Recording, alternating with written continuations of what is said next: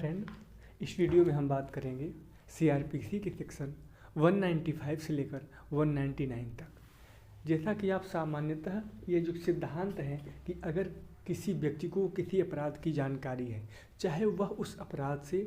जुड़ा हुआ हो अथवा न जुड़ा हुआ हो, वह मजिस्ट्रेट के यहाँ परिवाद करके ला के प्रोसीजर को आगे बढ़ा सकता है। लेकिन यह जो सिद्धांत है, जनरल रूल है जो 190 में दिया गया है कि वह परिवाद द्वारा वह ऐसी कार्यवाही को आगे बढ़ा सकता है, उसका एक अपवाद, यह अपवाद है। एक 195 से लेकर के 199 तक कहा जाता है कि ये किस पे आधारित है, लोक नीति पे आधारित है।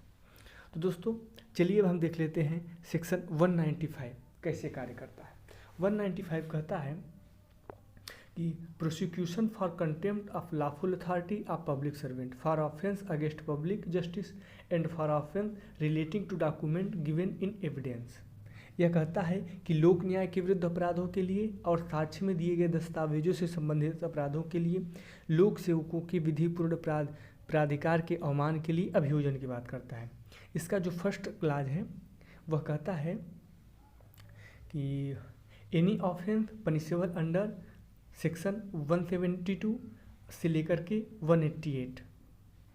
172 से लेकर 88 तक बात करता है, मतलब कोई अपराध किया गया हो। और उसके बाद करता है कि ऑफ एनी अबेटमेंट और attempt to commit such offence, या फिर ऐसे अपराध की किसी दुष्प्रेरण या उसके अपराध के करने का या प्रयत्न का। और थर्ड कहता है कि ऑफ एनी क्रिमिनल कॉन्स्पिरेंसी और कमिट सच ऑफेंस।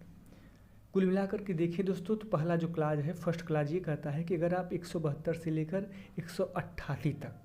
188 के बीच में किसी धारा का अपराध करते हैं, अपराध का प्रयत्न करते हैं या उसकी कॉन्स्पिरेंसी करते हैं, कुछ भी करते हैं, तो आगे कहा गया है expect on the complaint in writing of the public servant concerned और of some other public servant to whom is administratively subordinate. यह कहता है कि जब अगर आप 172 से लेकर 88 के बीच में अगर कोई अपराध करते हैं, प्रयत्न करते हैं, कॉन्स्पिरेंसी करते हैं ना, तो वहाँ पर जो कॉग्निजेंस होगा वह लोक सेवक या किसी अन्य लोक सेवक की जिसके वह प्रशासनिक तौर पर अधीनस्थ है, मतलब जिसके विरुद्ध ऐसा क्राइम किया गया है, या तो वो लिखित परिवाद करे या फिर वह जिसके अधीन कार्य कर रहा है। मान लीजिए एक लोक सेवक है, वह अपने मैनेजर के अधीन कार्य कर रहा है, तो वहाँ पर मैनेजर ने लिखित परिवाद किया हो। अगर दो में से अगर कोई एक व्यक्ति परिवाद करता है तब ही मजिस्ट्रेट संज्ञान ले सकेगा, अन्यथा मजिस्ट्रेट संज्ञान नहीं ले सकेगा। क्लाज 1 कहता है। अब बात करते हैं क्लाज 1 का बी वाले सेक्शन। बी वाला सेक्शन कहता है any offence punishable under any of the following section of the Indian penal code, namely section 193 से लेकर 196 तक। इसके अलावा 199, 200, 205, 211 और इसके साथ आप जोड़ सकते हैं 228। आगे कहता है when such offence is alleged to have been committed in और in relation to any proceeding in any court. Second देख लेते हैं,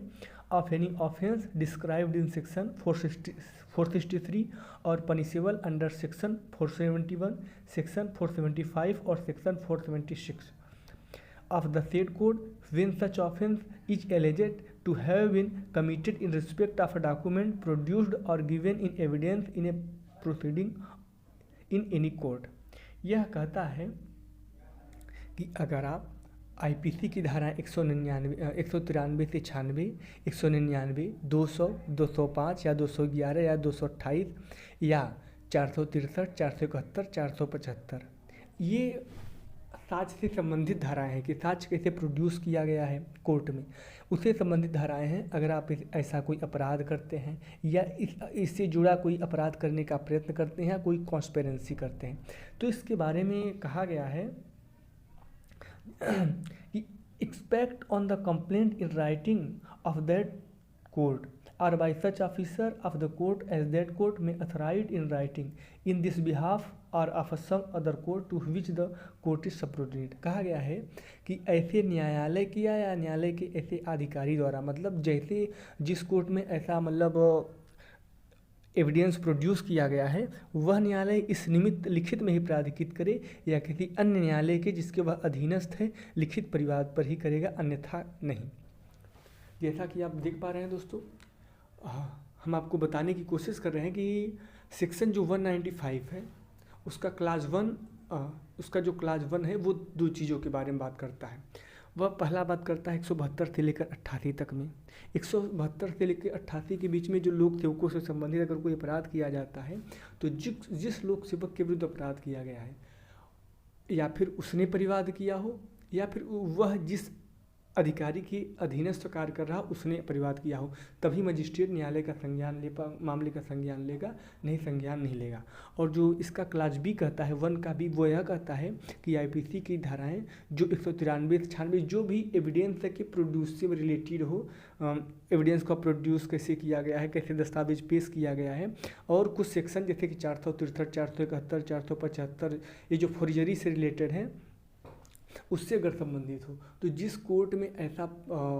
फ्रॉड या डॉक्यूमेंट पेश किया गया है, या वह कोर्ट या जिस कोर्ट के अधीनस्थ वह कोर्ट हो, अगर वह लिखित परिवाद दायर करता है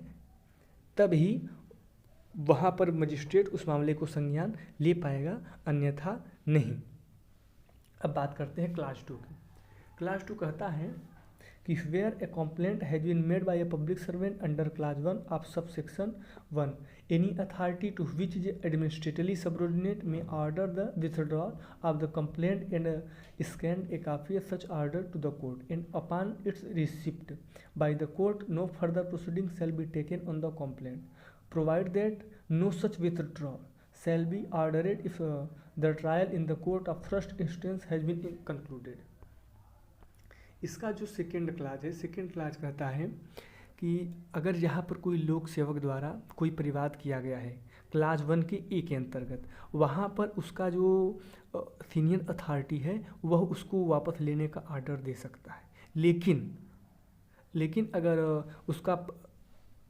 ट्रायल जो फर्स्ट ट्रायल होता है अगर वह समाप्त हो गया है तो वहाँ पर उसको वापस नहीं लिया जा सकता। और जो इसका क्लास 3 है, क्लास 3 यह बताता है, वह बात करता है कि in clause of subsection 1 the term court means a civil revenue criminal court and include a tribunal constitute by order central provisional as state if declared by that act to be a court for the purpose of this section. यह बताता है कि न्यायालय शब्द के अंतर्गत civil न्यायालय, राजस्व न्यायालय या दंड न्यायालय सभी प्रकार के न्यायालय आ जाएंगे। तो आपका यह सेक्शन 195 कंप्लीट हुआ। और इसमें एक हम सेक्शन देख लेते हैं, वो केस देख लेते हैं। दुर्गाचरण नायक वर्सेज उड़ीसा 1966 का केस है, और दूसरा केस है एम चाकू वर्सेज स्टेट ऑफ केरल 1985। इसमें यह कहा गया था कि अगर कोई ऐसा अपराधी है जो 172 से लेकर 188 के बीच में कोई अपराध किया है, लेकिन उसने अदर भी कोई अपराध किया है, तो भले 172 से लेकर 188 के बीच में उसके खिलाफ संज्ञान नहीं लिया जा सकता, लेकिन अन्य मामलों से अगर कोई उसके साथ कोई ऑफेंस किया है तो उससे संबंधित मामले में उसके विरुद्ध संज्ञान लिया जा सकता है।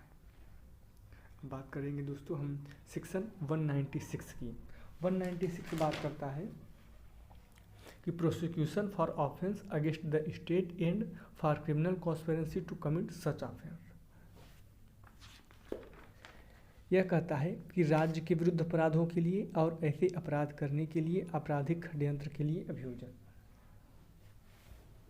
इसको पहले दोस्तों हम समराइज कर लेते हैं। वह कहता है कि कोई भी अदालत किसी ऐसे अपराध का संज्ञान नहीं करेगा। इसमें दो भागों में इसको बांट लेते हैं। पहला भाग यह कहता है कि राज्य के विरुद्ध अपराधों के लिए अभियोजन, और दूसरा आपराधिक षड्यंत्र के लिए अभियोजन। तो पहला है no court shall take cognizance of any offence punishable under chapter 6 and under section 153A, section 295A और sub section 1 of section 505 of the Indian penal code. और इसके बाद कहता है criminal conspiracy to commit such offence और any such abetment as a described in section 108 of the Indian penal code expect with the provisions section of the central government of the state government. यह कहता है दोस्तों कि कोई भी न्यायालय जो होगा वह आईपीसी की धारा चाहे चैप्टर 6 के अधीन हो या 153A के अधीन हो या 295A हो या 505 की धारा 1 के अधीन, या फिर किसी ऐसे अपराध का कॉन्स्पिरेंसी की गई है या इसका कोई दुष्प्रेरण किया गया। अगर इस धारा से संबंधित अगर कोई भी अपराध किया गया है तो वह भारत सरकार या राज्य सरकार की पूर्व मंजूरी से ही किया जाएगा। दो में से आपने किसी एक का मतलब वो चाहिए, मंजूरी चाहिए, तभी आप मामले को आगे बढ़ा सकते हैं, मामले का संज्ञान ले सकते हैं। अब इसके बाद इसका जो नेक्स्ट प्रोविज़न है वह कहता है no court shall take cognizance of any offence punishable under section 153B sub section 2 और सब section 3 of section 505 of the Indian penal code a criminal conspiracy to commit such offence expect with the provision section of the central government of the state government to the district. मतलब यह कहता है कि संज्ञान जो होगा वह केंद्रीय सरकार, राज्य सरकार या जिला मजिस्ट्रेट की पूर्व मंजूरी से ही किया जाएगा, अन्यथा नहीं। यहाँ पर किसको बढ़ाया गया है? डिस्ट्रिक्ट मजिस्ट्रेट को। कौन कर सकता है? सेंट्रल गवर्नमेंट या स्टेट गवर्नमेंट या जिला मजिस्ट्रेट की पूर्व मंजूरी से होगा। कब? जहाँ पर वह अपराध संबंधित हो 153B से या 505 की उपधारा 2 से या उपधारा 3 के अधीन कोई ऐसा अपराध है। आगे कहा गया है no court shall take cognizance of the offence of any criminal conspiracy punishable under section 120B of the Indian penal code other than a criminal conspiracy to commit an offence punishable with death imprisonment for life or rigorous imprisonment for a term of 2 years upward unless the state government of the district magistrate has concerned in writing the indictment of the proceeding provide that where the criminal conspiracy is one of the which the provisions of section 195 apply so much consent shall be necessary। तीसरा class कहता है the central government और the state government में before according section under subsection 1 और sub section 1A and the district magistrate में before according section under subsection 1A and the state government और the district magistrate में before giving consent under subsection 2 order a preliminary investigation by a police officer not being below the rank of inspector in which case such police officer shall have the powers referred in subsection 3 of section 155। यह कहता है कि कोई न्यायालय भारतीय दंड संहिता की धारा 120B के अधीन अगर दंडनीय आपराधिक मतलब कॉन्स्पिरेंसी से संबंधित ऐसा मामला है जो मृत्यु या आजीवन कारावास या 2 वर्ष से अधिक अवधि का कारावास नहीं है तो वहाँ पर संज्ञान तब तक नहीं लिया जाएगा जब तक राज्य सरकार या जिला मजिस्ट्रेट ने कार्यवाही शुरू करने के लिए अपनी सम्मति नहीं दी है। परंतु जहाँ पर ऐसा आपराधिक षड्यंत्र है जो 195 के अधीन लागू है वहाँ पर कोई ऐसी सम्मति आवश्यक नहीं होगी, क्योंकि जब अगर मामला 195 के अंदर चला गया तो वहाँ पर आपको सेंट्रल गवर्नमेंट या स्टेट गवर्नमेंट की अनुमति चाहिए। और इसके बाद कहा गया है कि केंद्रीय सरकार या राज्य सरकार जो मंजूरी देने से संबंधित है कि अगर वहाँ पर कोई इन्वेस्टिगेशन किया जा सकता है, मतलब मामले का संज्ञान नहीं लिया जा सकता, लेकिन जो पुलिस अधिकारी होगा जो सब इंस्पेक्टर की पक्ति के नीचे का नहीं होगा वह मामले को इन्वेस्टिगेट कर सकता है, बट मामले का संज्ञान नहीं लिया जा सकता। अब बात करते हैं हम सेक्शन 197 की। 197 बात करता है प्रोसिक्यूशन ऑफ जजेज एंड पब्लिक सर्वेंट। न्यायाधीशों और लोक सेवकों के अभियोजन से संबंधित है। तो यह सेक्शन अगर हम देखें तो यह कहता है कि व्हेन एनी पर्सन हु और वाज अ जजेज और मजिस्ट्रेट और a public servant not removable from his office sir by with the section of the government is accused of any offence alleged to have been committed by him which acting or purporting to act in the discharge of his official duty no court shall take cognizance of such offence except with the previous section save as the otherwise provided in the Lokpal and Lokayat act 2013। यह कहता है कि अगर कोई व्यक्ति जो न्यायाधीश है या मजिस्ट्रेट है या न्यायाधीश का कोई लोक सेवक मतलब कोई भी सरकारी व्यक्ति है, अगर वह अपने सरकारी पद पर बैठ के कोई अपराध किया है या सरकारी पद पर रहते हुए कोई अपराध किया है तो न्यायालय ऐसे अपराध मतलब जो मजिस्ट्रेट होता है ऐसे अपराध का संज्ञान नहीं ले सकता। पहला एक्सेप्शन यह है कि वह लोकपाल और लोकायुक्त अधिनियम के अंतर्गत न किया गया हो। दूसरा ये है कि ऐसे व्यक्ति की दशा में जो संघ के कार्य जो अगर सेंट्रल का अगर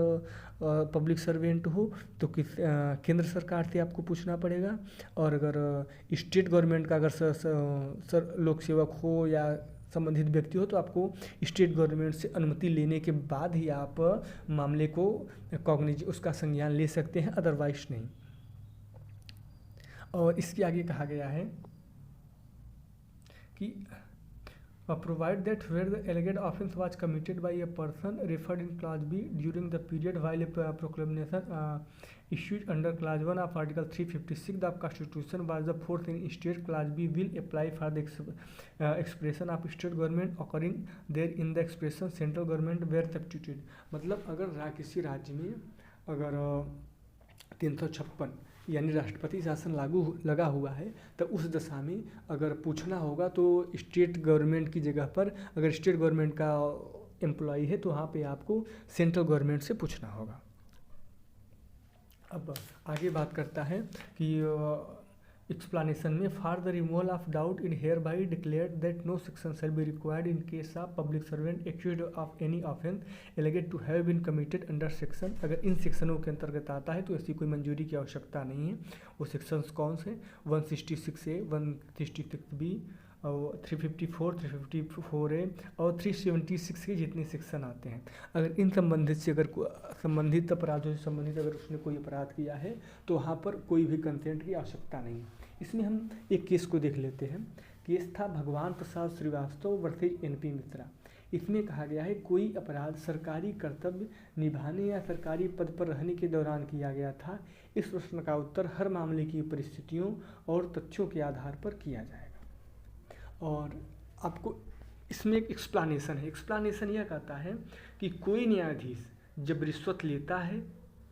तब वह न तो न्यायाधीश के रूप में कार्य करता है, न ही न्यायाधीश के पद पे वह कार्य किया जाने के लिए वह तात्पर्यित होता है। एग्जाम्पल दैट ये होता है, कहने का मतलब यह है कि अगर कोई लोक सेवक करप्शन करते हुए घूस लेता है तो जिस समय वह घूस ले रहा है तो यह नहीं माना जाएगा कि वह सरकारी सेवा के पद के अंतर्गत घूस ले रहा है। तो मतलब यही निकलता है कि तब उस घूस से संबंधित उसके ऊपर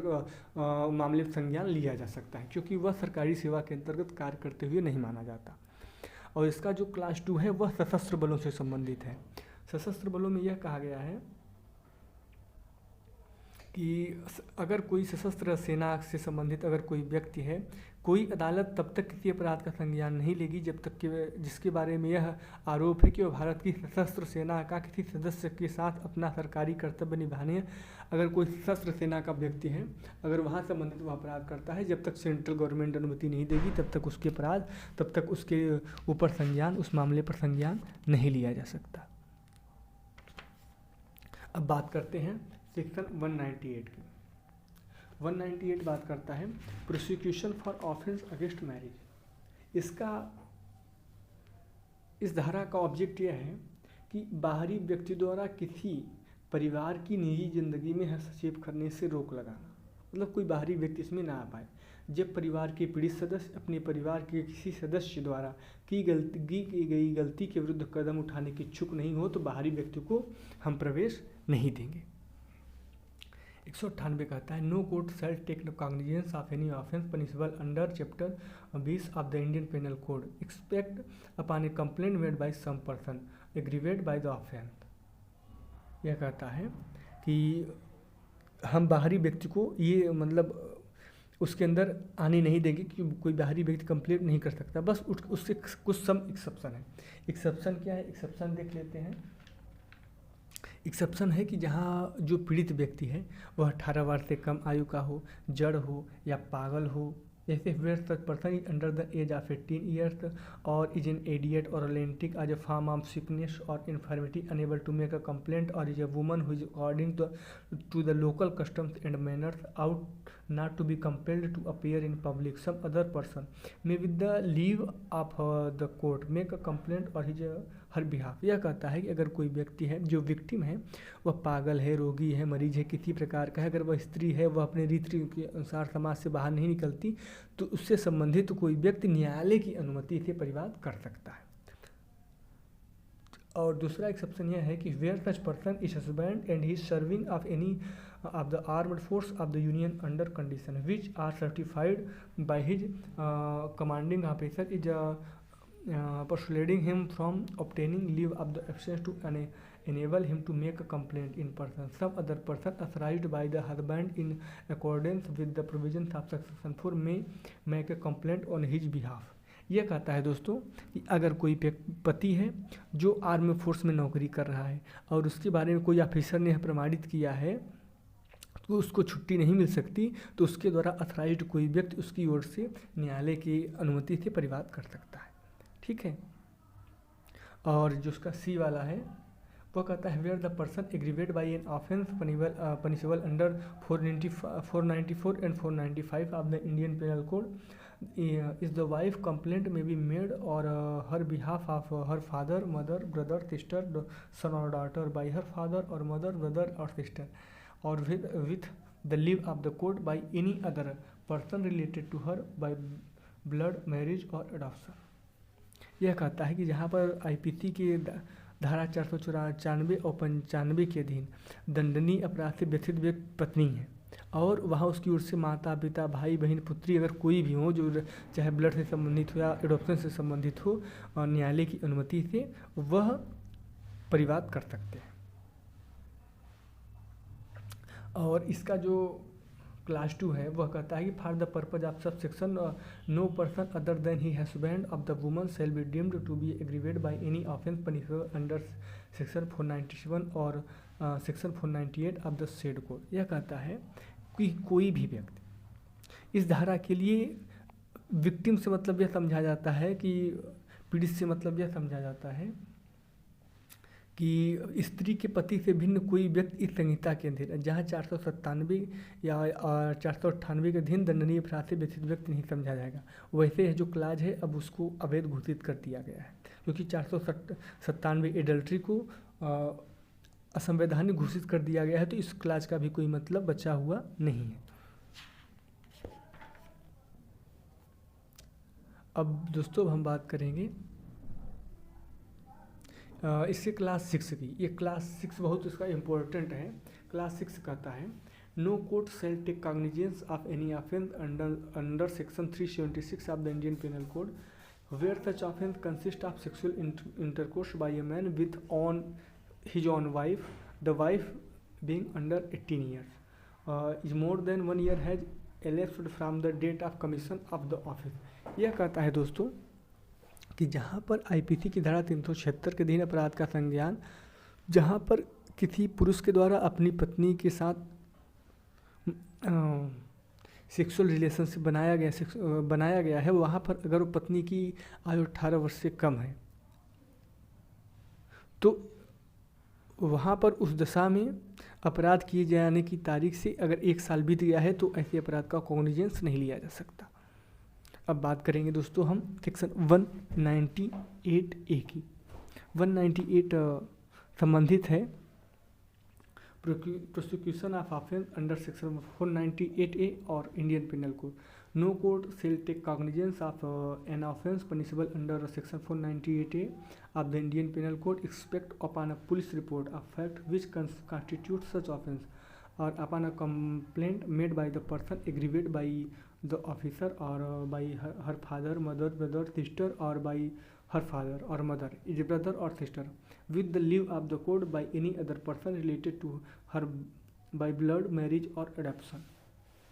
साथ में देख लेते हैं 198B भी कि no court shall take cognizance of an offence punishable under section 376B of the Indian penal code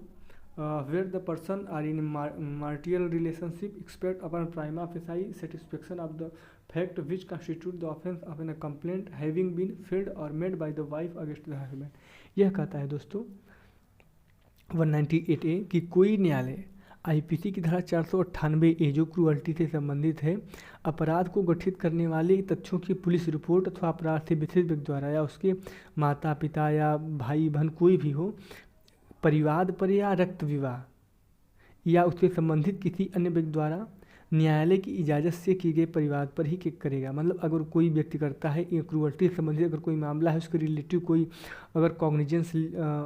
by court लिवाना चाहते हैं, तो वो जो परिवाद होगा, चाहे पुलिस रिपोर्ट पे हो चाहे परिवाद पे हो, न्यायालय की अनुमति से ही ऐसे अपराध का संज्ञान लिया जा सकता है। और 198 बी कहता है कि जो 376 बी के अधीन जो दंडनीय किसी अपराध का जहां व्यक्तियों में वैवाहिक संबंध है, उन तथ्यों से जो पति के विरुद्ध पत्नी द्वारा दाखिल किए गए परिवार पर अपराध गठित करते हैं, प्रथम दृष्टया अगर न्यायालय को ऐसा लगता है कि मामला सही है तभी वह अपराध पर संज्ञान लेगा, अन्यथा नहीं। अब बात करते हैं 199 की, प्रोसिक्यूशन फॉर डिफेमेशन, मानहानि के लिए अभियोजन।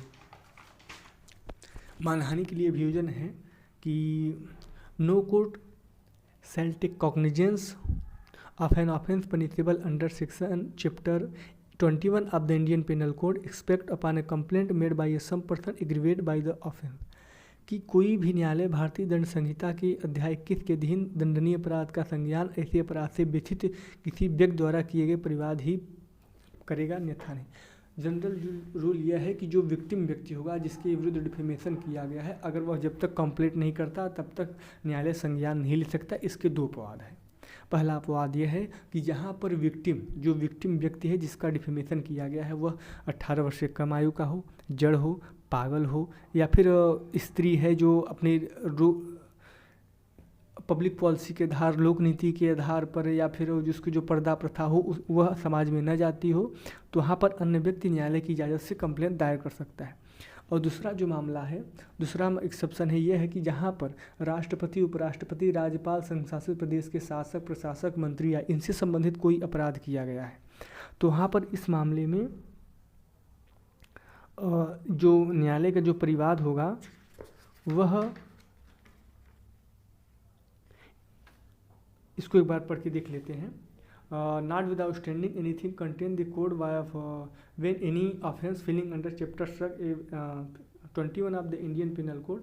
alleged to have been committed against a person who at the time of such commission is the President of India, Vice President of India, Governor of a State, Administrator of a Union Territory or Minister of the Union of a State, Union Territory or any other public servant employed a connection with the affairs of the Union or of a State in respect of his conduct and discharge of the public function. A court of the session may take cognizance such offence without the case being committed upon a complaint in writing made by the public prosecutor। मतलब जो लिखित परिवाद किया जाएगा public prosecutor के द्वारा, तभी मामले का संज्ञान लिया जा सकता है। आगे कहा गया, every complaint refer to in subsection 2 shall the further fact which constitute the offence alleged the nature of the such offence other particular are reasonably sufficient to give notice to accused to have been committed by him. इसमें यहाँ कहा गया है